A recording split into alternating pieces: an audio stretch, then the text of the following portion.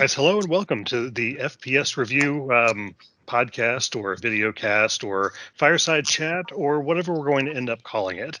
Uh, today, I'm David Schroth. I guess I'm your host, and we're going to step through some of the reviews we did over the course of the past week, as well as the biggest news that we've seen that's been most popular and everyone's been talking about. So we have here today, I'll let them introduce themselves one at a time. We've got, who goes first? I guess Dan. Say hi. Hey. All right. Paul, say hi. Hello. And Leroy. How's it going?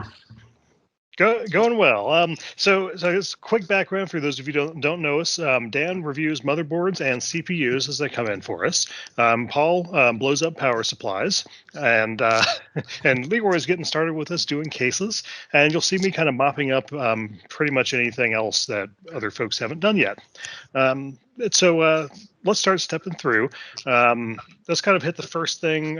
Is one of our reviews this week that Dan finished up on.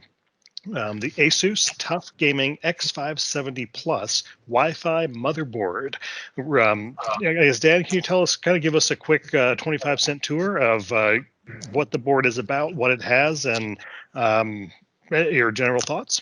Yeah, well, my first thought is the name sucks. These names are just, they've gotten out of hand with how long they are.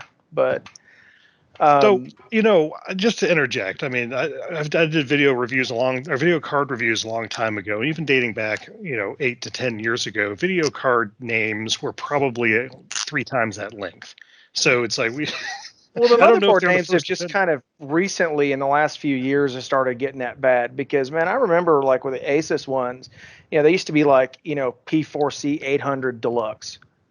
And there was actually something that P4C 800, you could decode that. Right, and that would tell you what processor it was for, what bus speed it supported, and the deluxe or whatever at the end told you kind of what level board it was. And now they want to make every board sound like it's awesome or something special, and so they put 5 freaking names on it. And you're just like, well, whatever. I don't even know what any of this is relative to the rest of the line. I mean, if you kind of look at them long enough, I guess you will sort of figure it out. But that takes a bit, but longer they were, but yeah, just figured I'd throw that in where it's I've seen longer video card names for a long time. Yeah. Anyway, carry on. Sorry to interrupt. To be fair, though, with video card names, it's like it's more like the guys were up too late at night, passed out on a keyboard, woke up the next morning, and had just a long string of stuff out there. They just said, "Good enough." Ship it. Yeah. Actually, one of the things about the trade shows and various press events is when you go to those, you sit around with the different vendors and you talk. And I've been fortunate enough to to have been involved in a few of those over the years. And I want to say it was MSI that was telling me this, but they were talking about how somebody like super high up in the company is just like, we're going to call that the Designaire series. And no one got to say. He's just like, this is what it's going to be. That's it. And just kind of walked away and left it there. Stuff like that. But anyway, this particular board, the ASUS TUF Gaming X570 Plus Wi-Fi, the TUF series, it used to be something else. It used to be kind of in parallel to the Republic of Gamers or ROG series, and now it's kind of its own thing. It wasn't even a gaming brand until recently, so that was something they changed. But anyway, the TUF Gaming stuff is generally kind of I wouldn't say it's exactly entry level, but it's kind of close to that. I mean, this board's I think just a little under $200. So for X570, it is a budget offering. So, going over kind of its basic feature set, you don't have a whole lot that doesn't come integrated into the chipset, right? The NIC is by Realtek, so, it's cost-cutting measure there. This one doesn't have like fancy steel reinforcement brackets over the memory slots or all the expansions or anything like that. It's a 6-layer PCB. The VRM is a pretty basic one. And really, my only problem with the board is its VRM. I mean, for the price point, I'm not a fan of Realtek NICs, but it worked, right? In testing, it wasn't a problem. It did everything it was supposed to do. And, when you buy a $200 board, you can't expect to get like an Intel, i225V or anything like that. So the NIC is fine for the price point, and all of that. But they do cut a few corners to get the board a little bit cheaper.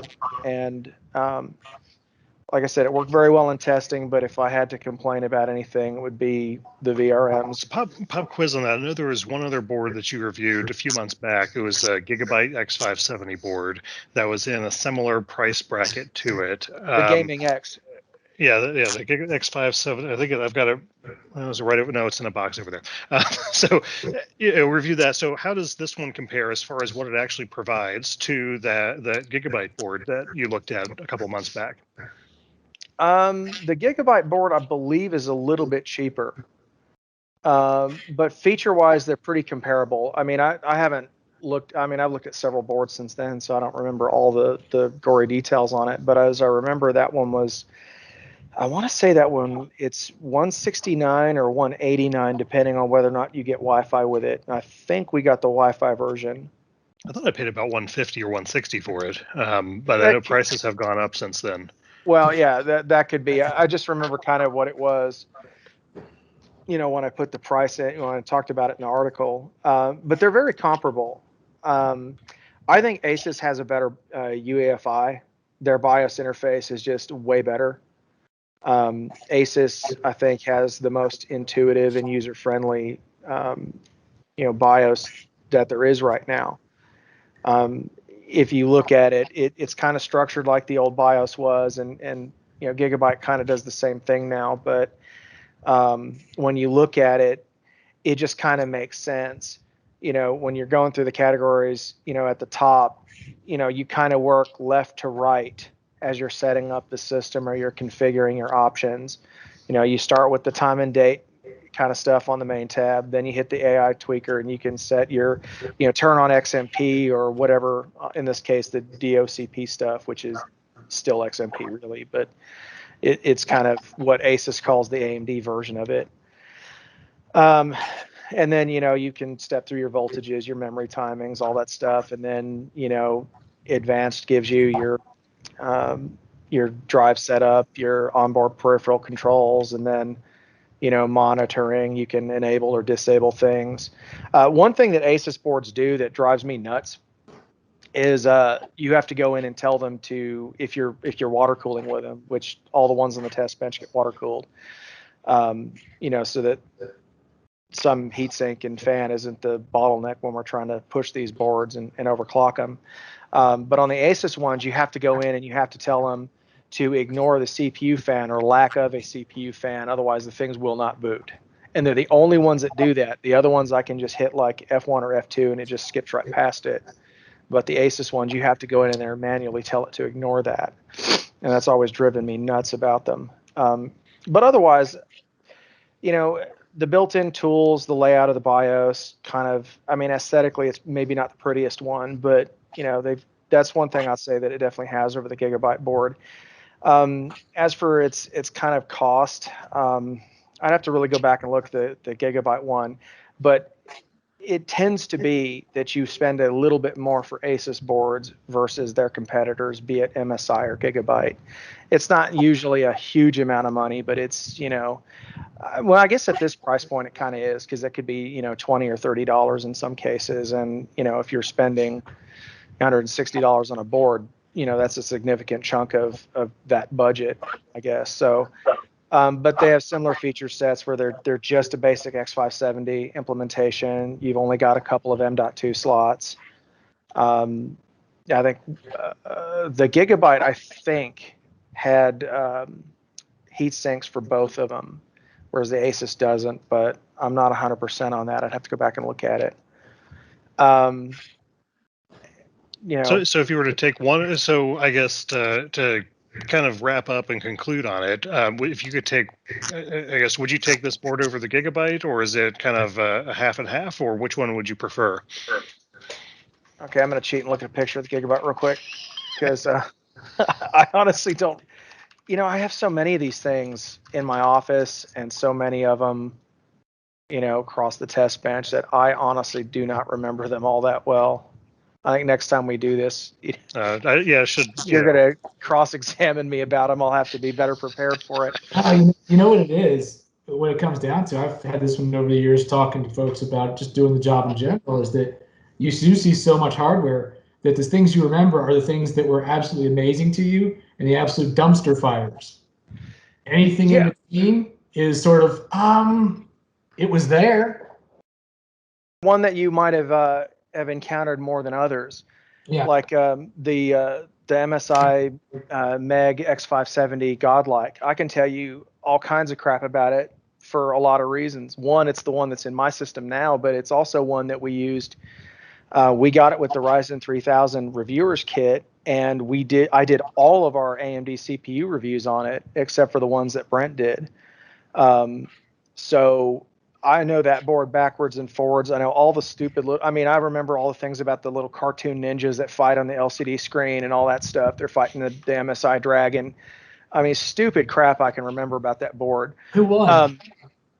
But looking at the Gigabyte though, and I don't remember precisely what I said about its. This is the 10+2 phase. So the VRM on the Gigabyte is, I believe, a little bit better because the ASUS is the 4-phase versus like a 5+2 setup. So the Gigabyte one does employ doublers, so it's a better VRM. So really, if you're comparing the two, you get a nicer BIOS on the ASUS, but ultimately, I think the Gigabyte's actually the better one. You still have the same kind of M.2 configuration. You only get the one heatsink, but the Gigabyte gives you 6 of the right-angled SATA ports, and you get some of the vertical ones on the ASUS, and I hate those. I absolutely detest when they, and if they did 6 like vertically, I probably wouldn't care, because they'd all be the same. But that's kind of my personal OCD thing. I hate that crap. But yeah, between the two, I think the Gigabyte is a little bit cheaper, and it's the better value between the two of them. Certainly because the VRM's better. Like I said, I like the ASUS BIOS a little bit better.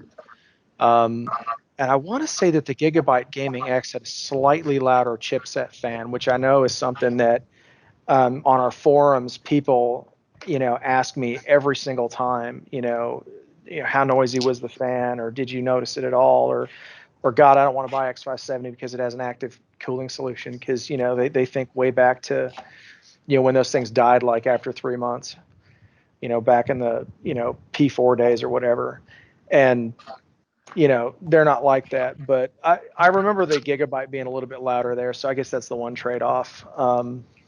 So yeah, I'd have to go through each of the spec points, but for the most part, they both really only have what comes with the chipset plus a wireless adapter, which I'm not even sure if the one that we checked out actually Gigabyte had a wireless adapter. That's why it was $160, because it was the cheaper one. Yeah, there is a Wi-Fi option for it. So the Gigabyte is with the wireless, I remember, being $189. So I guess they're kind of really pretty close on price.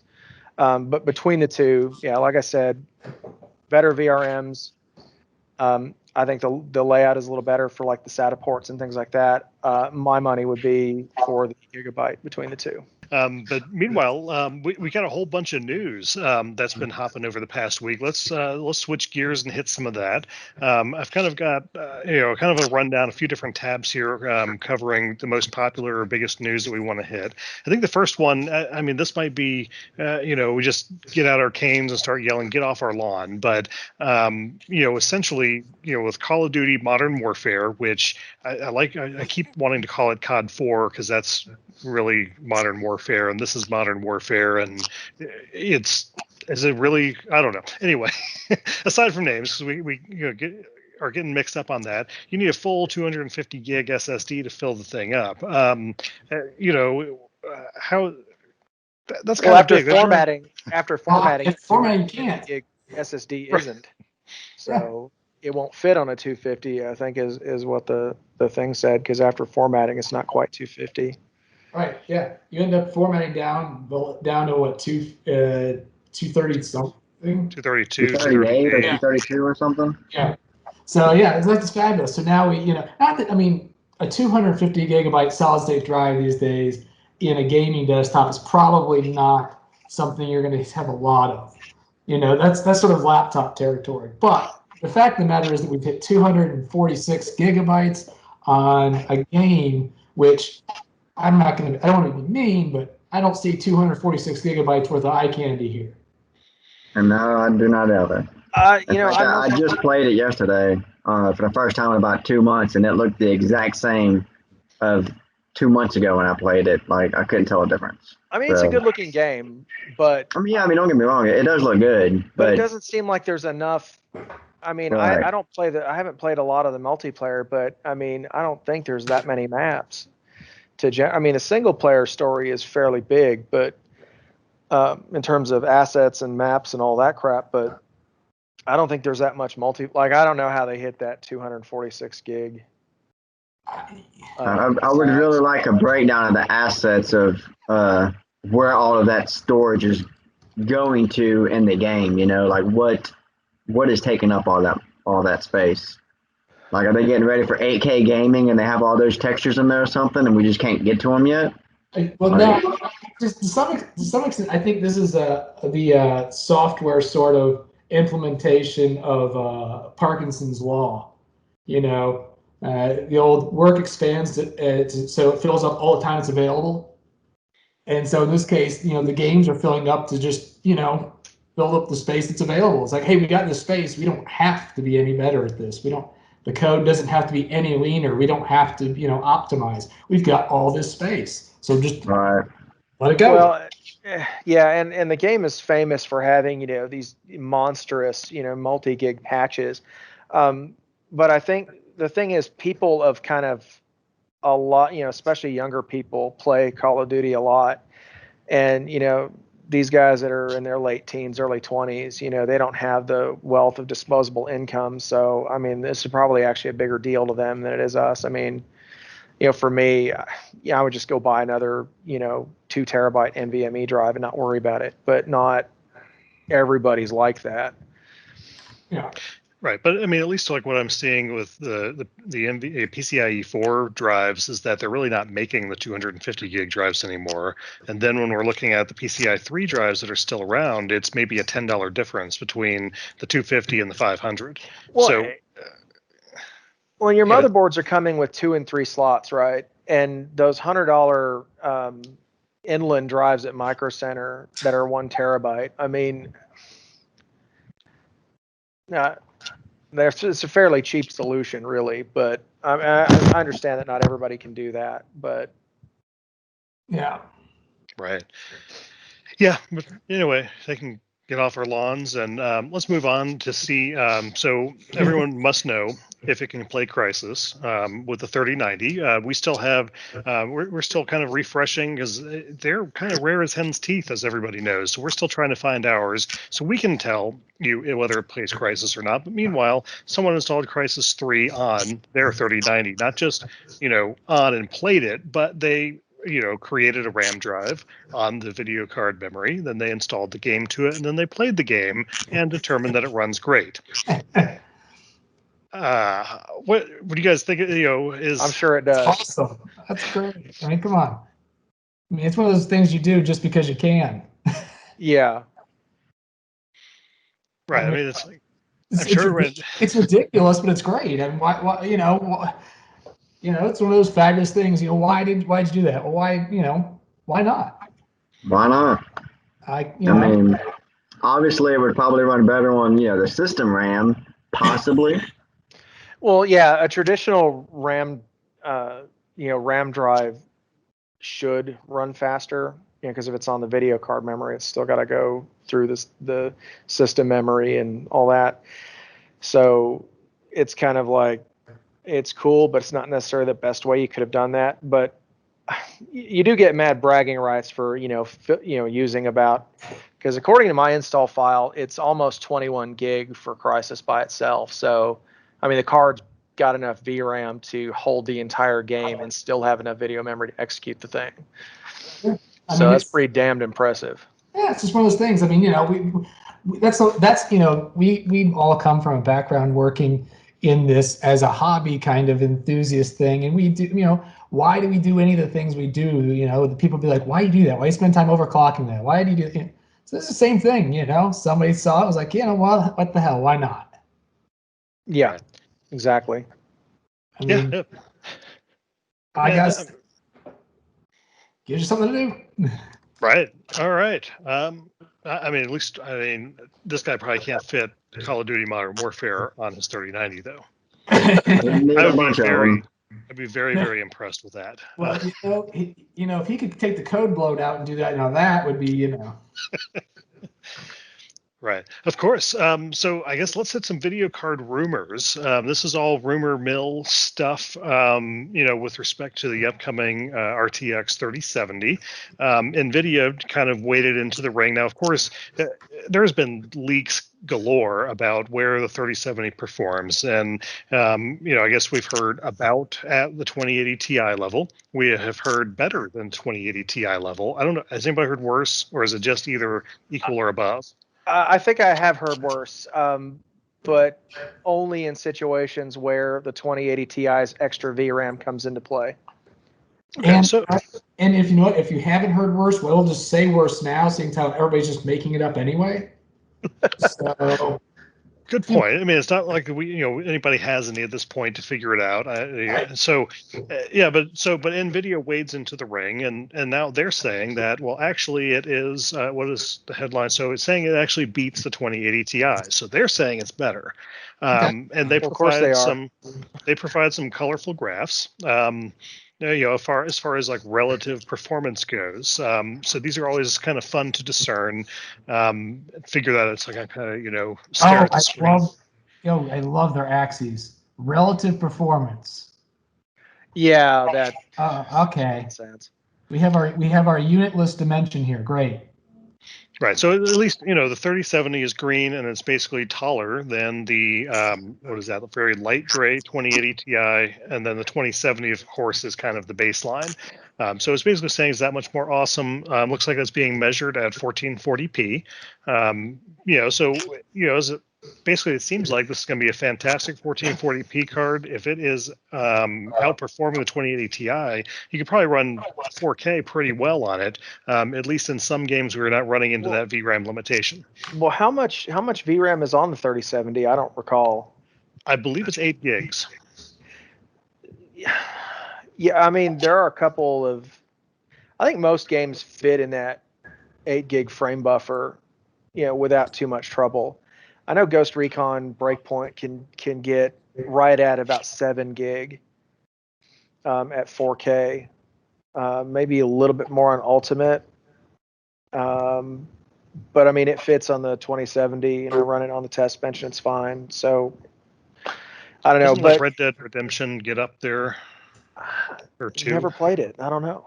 We got to get Brent in here to tell us about that. Brent can weigh in far more. On those. We'll drag him in next time. But if you do run into the VRAM limitation, that might be that one case where the 2080 Ti might be slightly better. Because it does have 11 gigs of RAM or something versus the 8. Right. Absolutely. And then I guess kind of the other 3070 news that was out there. Originally, it was supposed to launch on the 15th of October. That's been pushed back for 2 weeks to the 29th of October. And I guess in theory, sometime between now and then, we're going to see some press benchmarks show up and people that actually have the cards and can see what they can actually do. So once we get our hands on one, of course, we will publish as quickly as possible and put a bunch of good stuff out there about the 3070 to help you figure out, should I upgrade my 2080 Ti to that, or if I can get a 3080 or 3090 and so on. So you'd upgrade your finger to a bot so you can buy one. That's a good one. Yeah, I've clicked on this Best Buy add to cart because it's showing up as yellow and not the gray coming soon or sold out. I've clicked on it like 35 times while we've been talking, and it still won't add it to the cart. So. Yep. I guess I got to get back over there. 30 series availability, man. Yeah. I don't think availability is the term, but speaking of 30 series availability, the other rumor is that they're going to be adding some more VRAM to the 3080 and 3070 to kind of buff it up. Now, rumors saying December is what we're hearing, which, I guess that could make it an interesting competitor to Big Navi, which we don't know for sure what the specs are, and we'll hit that one next as far as discussion points. But it sounds like they already kind of have the ace in the sleeve, and they're going to push forward and run with this. So, are these going to be the TI models? No. Well, you don't think so? I don't know.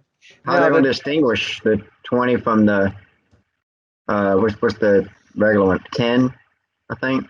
They might actually just use the memory. I mean, we've seen it in the past where they've distinguished them simply by their frame buffer size. Right. So it's a possibility. I don't know. I mean, tinfoil hat me wants to say that they might call it a TI and like jack the clocks or something if Big Navi comes out and is too close to the 3080. But who knows? NVIDIA is kind of, they're shady like that. They like to pull that kind of crap, but who knows? And they both may remain on the market. I mean, when you go down into the $200 price point with the 1650 and the 5500 XT, well, both of those cards, you can buy a 4 or an 8 gig flavor of those cards. And basically, that's really the only difference between them is the amount of VRAM that they have. So we may have a similar situation here. I imagine, the bill of goods is going to be higher. It's going to push pricing higher. But I think the thing that I'd be curious is whether they continue with the lower RAM ones, or they just kind of drop those off and migrate only to selling the larger RAM amounts. Yeah, I don't know. I mean, we'll have to see, but they might keep them both because with having half as much RAM, the 3080 actually hits a pretty nice price point. I mean, $699 is really not bad for a 4K card like that. I mean, I paid for an AIB 2080 Ti. I mean, I think mine was like $1,200. So, getting, better performance than that for, $700 is, pretty good. So I don't know. Right. I mean, the $699 price point is one that really hasn't seen any significant upward performance movement since 4.5 years ago or so with the launch of the 1080. Yeah, because the 2080, the regular 2080 came out and they were within the few percent of each other. So and I was a 1080 Ti owner, and the 2080 had zero appeal. I mean, because it didn't seem like it was fast enough to do ray tracing. Not really, except it may be 1080p. So the only upgrade was the $1,200 2080 Ti. Mm-hmm. Right, or you could SLI the 1080s, but that's a different story. Actually, I did have two 1080s in SLI, and that was horrible. I mean, I think I played 2 or 3 games that used it, but it wasn't the best thing on earth. And I actually went to the 2080 Ti just to get away from SLI's BS because I was running a 4K display, and more than half the time I was stuck to using one 1080 Ti, and it wasn't enough. So I went with the 2080 Ti because it was the best you could do for 4K at the time. So the 3080 at $700 is, I think they'll probably keep it around because they'll sell the crap out of them. I mean, there'll be people like me that aren't going to want to, because I want to do 4K and all that. So I'd want a 20 gig model, but there's going to be a lot of people that I think would be perfectly happy with 10 gig cards. Right, makes sense. All right, so next up, we have AMD had their big press release. Was this just yesterday? Could have been yesterday. Time flies. Yeah, it was. So on the 8th, AMD announced their Zen 3 CPUs. They've got a on sale date of November 5th, and they laid out some pricing and basically what we're going to get. I think kind of at a high level, they're saying we've got 3 main chips coming through: the 5950X, which is the 3950X replacement. Also still 16 core, 32 threads. Boost clock is up to 4.9 gigahertz, which is higher than what we've seen out of them so far. Then the 5900X comes along, obviously 12 core, 4.7 gigahertz boost clock, and the 5800X is the 8 core replacement. And then, the fourth one, the 5600X, coming in with a 6 core. So we really kind of have 4 kind of covering the whole family. The only thing that I'm noticing that's a little bit lacking is that there's, well, I don't know, I guess I had some confusion between the 3700 and 3800X, and that there was mostly no point in buying a 3800 because you can save $50 and spend that on something else in your system, or at that point you might as well go to the 3900. So it's almost like they're taking that one off the table and saying, well, here is your one 8 core option. Well, I think people either bought the 3700X and saved themselves a bit of money, because you could overclock those pretty well. I mean, they were the 65 watt TDP chips, so they either ran cooler, or you could overclock them, and so the 38 was kind of rendered not terribly relevant. And I think a lot of people that kind of were targeting the 3800, especially when the 39s had been out for a little while and you started seeing price breaks, they just bought 3900s. So, right, but even at this price break, it's an MSRP is something that AMD has historically, at least never, as long as I can remember, they've never stuck to it. But even with an MSRP of $100 difference at $549 versus $449, it becomes really hard for me to say recommend to a friend to get the 5800 and save $100, because you might as well grab 4 more cores. Yeah, no, I agree with that. And of course, if you're lucky enough to have a micro center nearby, you could shave maybe $50 off of that pretty quickly, because they'll start doing price breaks on them before anybody else will. And Micro Center will have their bundles with their motherboard deals. Yeah, and that's true too. If you buy a motherboard from them at the same time, they knock like $40 off. And yeah, that's one of those things. Online selling is great. I don't like that, but man, I mean, for those people who have a Micro Center near them, fabulous place. Yeah, I do. I'm like 20 minutes from it, and they know me pretty well up there because I'm always having to buy crap for the test bench or whatever. Yeah, they banned me returning stuff at one point because I might have donated something in return to a dead power supply or two to them. So my biggest thing with these is I'm hoping that. So I'm still running, my 2 main systems are still on Zen architecture. So I'm really hoping that I get updates for my motherboard so I can drop one of these in, because I'm in that mode of I would like to keep my motherboard. I don't really want to go and swap out what I've got right now, because it's getting towards Christmas time and I got one daughter who wants an awful lot. So I'm hoping that I get some motherboard support here so I can make my step up incremental. Right. It makes sense. So the 5000 series, I think they're trying to claim some superiority in 1080p gaming. And I don't know if you guys remember, just probably earlier this year, Intel was running a big PR campaign about being kings of 1080p gaming. Oh yeah. And then so they were doing that. So now AMD is got this wonderful chart here that is declaring themselves the victor. But that's always kind of been. It's kind of been the soft spot. It's like if you're running pure gaming and you're going to run at 1080p, it's been hard to make the argument, and that's the only thing you ever want to do. It's hard to make the argument that AMD has been better, maybe until now. Well, no, even at 4K and stuff like that, a lot of the testing that I've done, and it's in a bunch of the processor articles that I did. But a lot of times with the Intels, you would also get, like at 4K, you would get higher minimum frame rates in some games.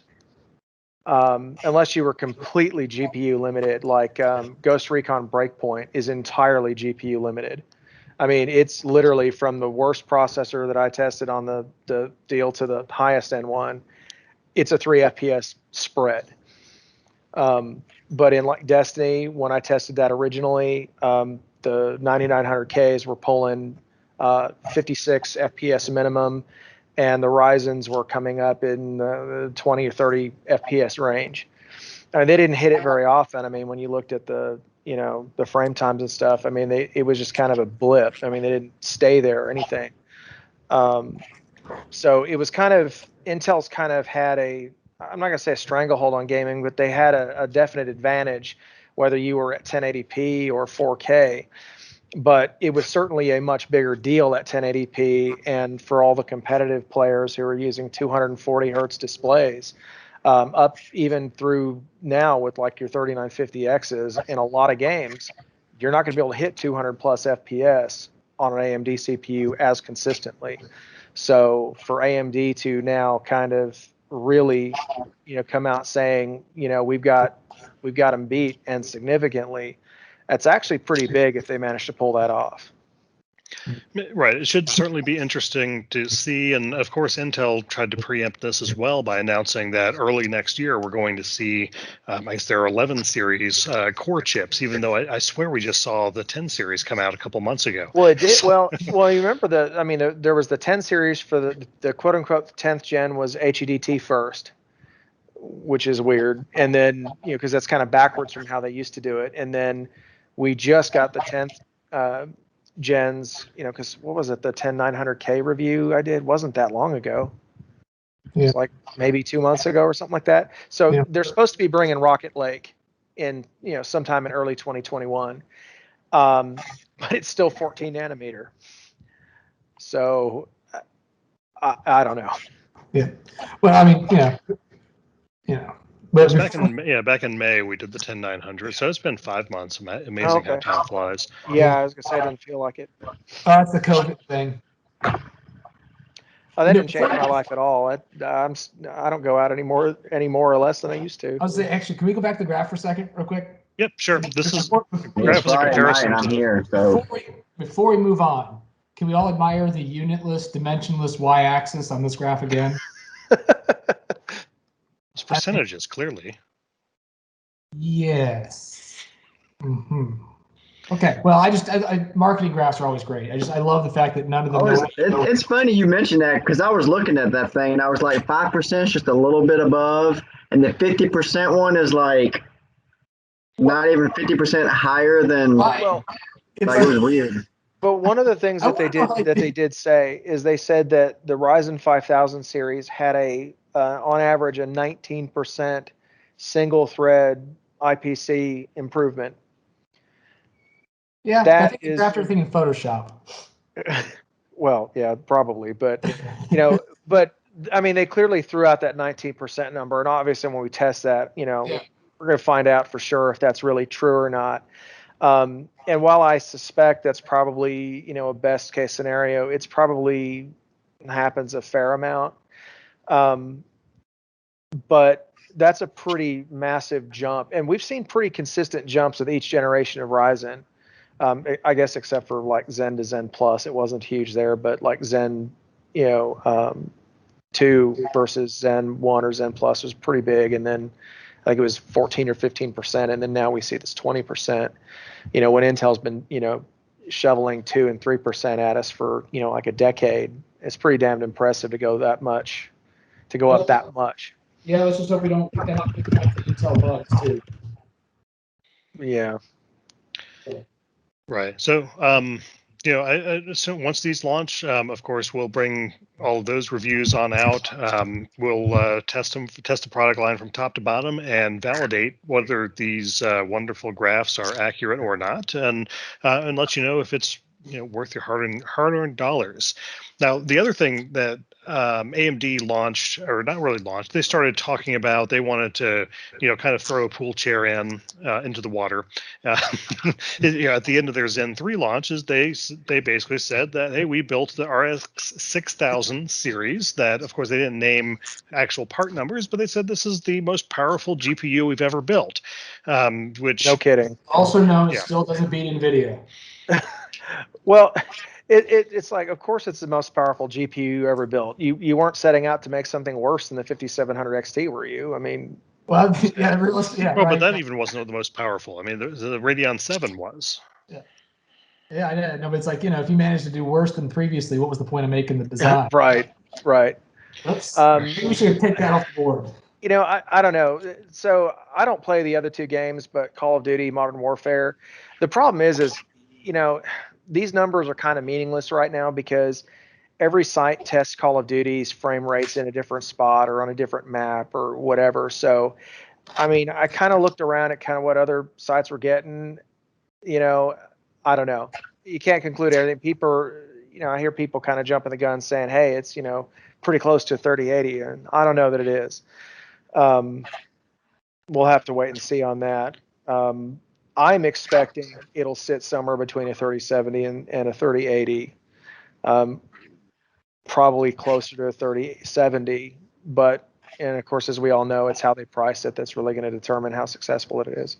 Well, my stupid opinion on it is that their biggest thing to success, their biggest key to success here is having product. That's true. If they they drop it out, and even if it's 10% or maybe even 15% behind a 3080, it's still above 2080 Ti performance. If they get a card that can beat a 2080 Ti, and you can buy them, you can actually go to the Best Buy's website, hit add to cart, and the damn thing will let you have it. There might be a lot of people that'll buy them. I mean, honestly, if I'm looking at something like that, and if I'm in that situation, and the change is I can get the upgrade, or I can continue to sit on my thumbs and wait for NVIDIA to get product out. Sorry, NVIDIA just lost a sale to me because there's always something better coming. So I'm gonna go with what's the deal today that I can get. Yeah, you're way different from me on that. Because I want a 3090. I mean, I used to buy Titans in pairs, so the 3090 for $1,500 is, it seems like a deal to me. So I'm like, I know it's only 15% better than a 3080, but damn it, I want it. Yeah, but I hate to say it, I think there's probably more people who budget the way I do. Oh, I'm sure. Right. So I guess whether it ends up being between, because I've seen rumors all over the place. I've seen won't beat a 3070. I've seen will be between, will match a 3070. I've seen will end up in between a 3070 3080. I've seen it meeting a 3080, and I've seen beating a 3080. So I've kind of seen all of those different things. I've also seen I guess memory rumors. It's going to have 16 gigs. Seems to be the consensus, with maybe lower models having 12. Yeah. So, and I was going to touch on that because, obviously we don't know where it's going to fit in performance, because there's been people out there shouting that it's going to match a 3090. I seriously doubt that. But for the sake of argument, let's say that it does slot somewhere close to a 3080. If it's got more memory and they price it right, yeah, that could be a really good option, because there are some concerns that 3080 with 10 gig of RAM is fine today, but if you keep your card for 3 years or more, you might run into a problem, especially if you're already beyond 1080p. So a card like that could have greater longevity, but it's got to be priced right, and it's got to compete well with either a 3070 or a 3080 for that extra memory to mean anything. So we'll have to wait and see on that. I'll give you a prediction you can take to the bank. It's going to beat a 9700 Pro finally. No. I thought the 9800 Pro took care of that. Oh, well, I guess that's a few years ago now, isn't it? Yeah. They kind of took care of, just the next generation kind of handled that.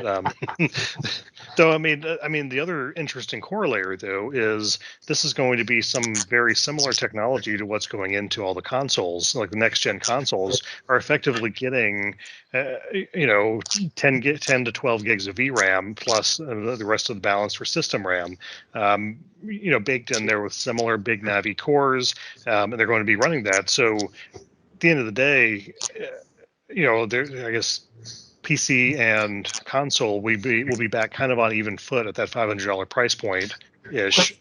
Yeah, and that's one of those things that really that was brilliant from Lisa Su's predecessor, was the getting into the SoC business for that, because they really got themselves diversified in their revenue streams there.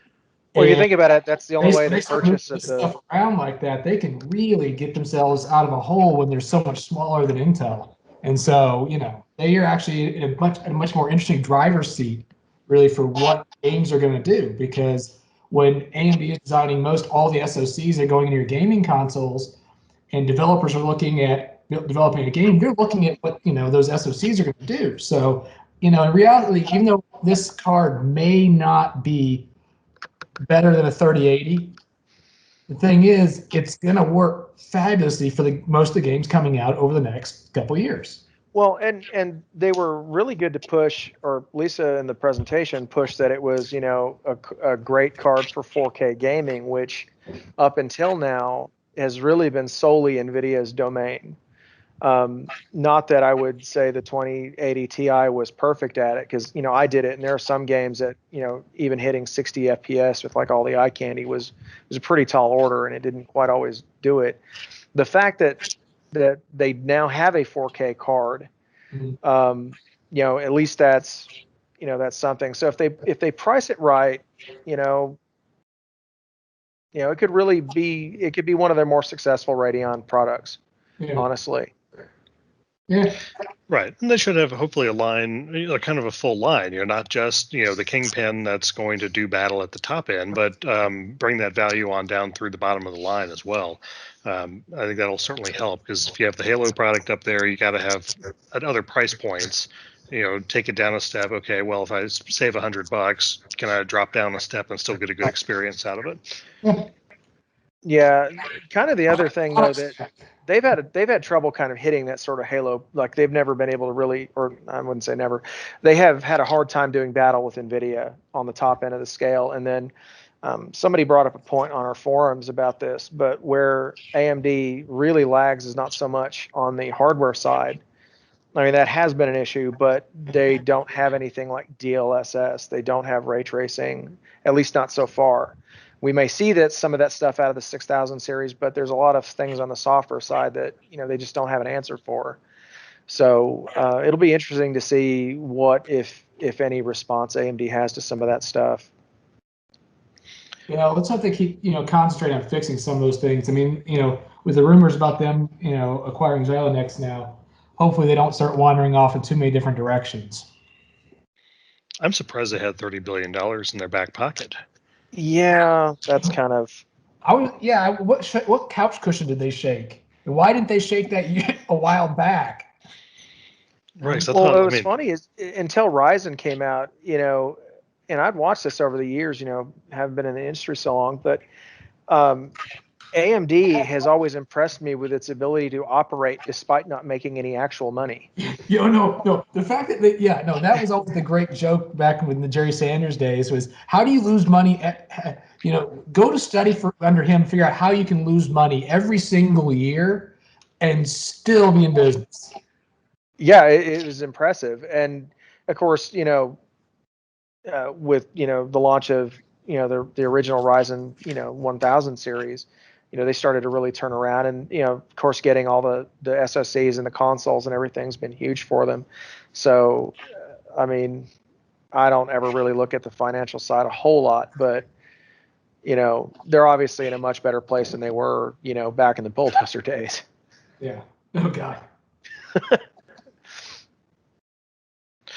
All right, so I think we kind of hit all of the top news articles that were floating around. I think might be maybe kind of close it out, maybe around the horn on the what's on your test bench now, just to kind of give our listeners or viewers, you know, kind of a feel for, you know, what do we have in the pipeline? Because I mean, running this thing, we got a month worth of content planned in advance and various things that people are working on.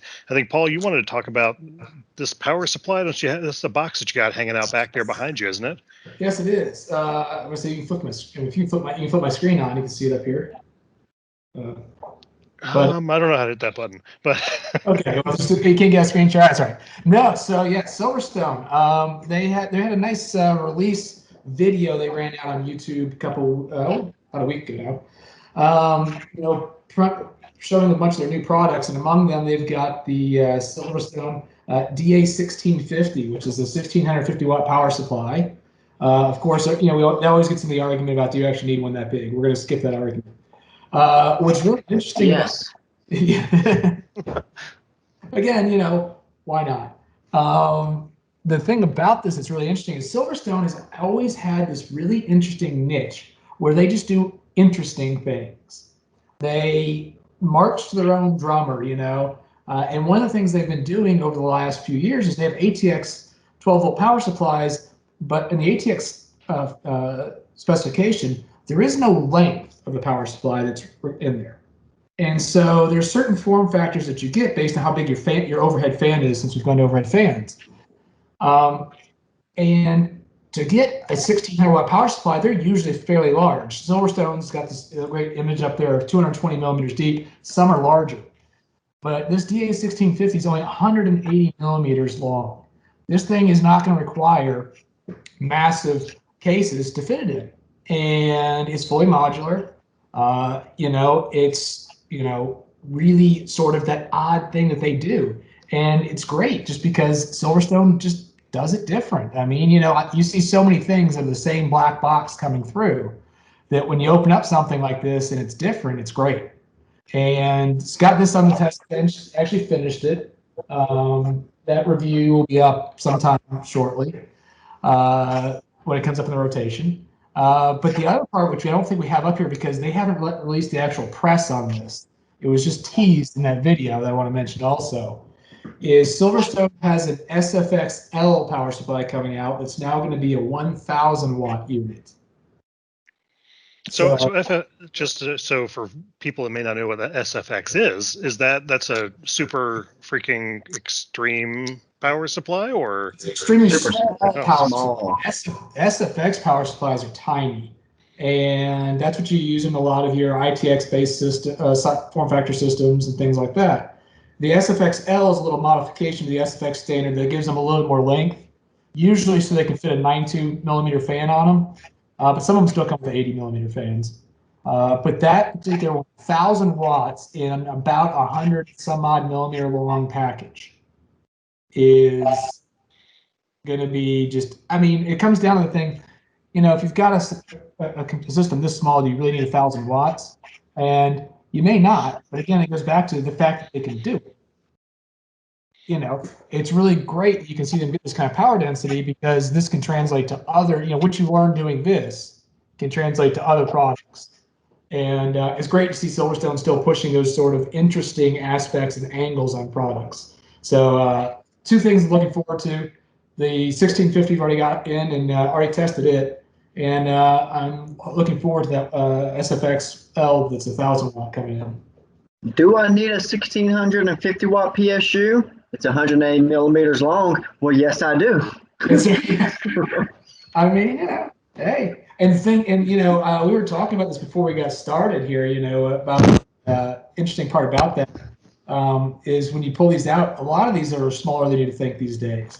But Silverstone really pushes it to an extreme, and it's really cool to see them doing it. Right. All right. So you don't want to give away too much. We're going to make you talk about this again once the review publishes. So should be good stuff. I guess, Leroy, you've got at least a couple of cases that are on the hopper. So actually, I got a bunch of cases sitting over here. I got that Corsair 4000D that I'm working on right now. Should be done hopefully by Monday.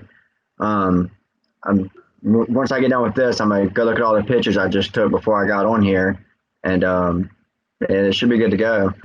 Is it all it's cracked up to be? Is it what? Is it all that it's cracked up to be? It is. It is definitely shattering. All right, fantastic. And then Dan, I know you got another review in the pipeline. Is it a Z470 setup? Z490. It's the ASUS ROG Maximus. I think it's 12 Extreme now is what they're up to. So yeah, I've got that on the bench. That's one of it's probably just about their most expensive kind of mainstream board, I think, or pretty close to it.